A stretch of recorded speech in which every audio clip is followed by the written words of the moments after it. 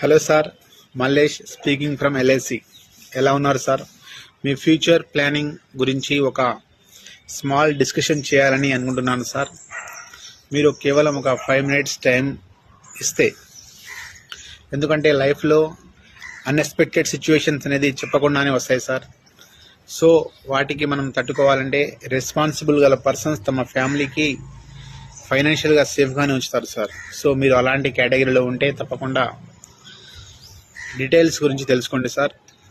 Details ఫోన్లో చెప్పవచ్చు, కానీ ఫోన్లో చెప్తే అంత క్లారిటీగా అర్థం కాదు సార్. ఫేస్ టు ఫేస్ మనం కలిసి మాట్లాడుకుందాం సార్.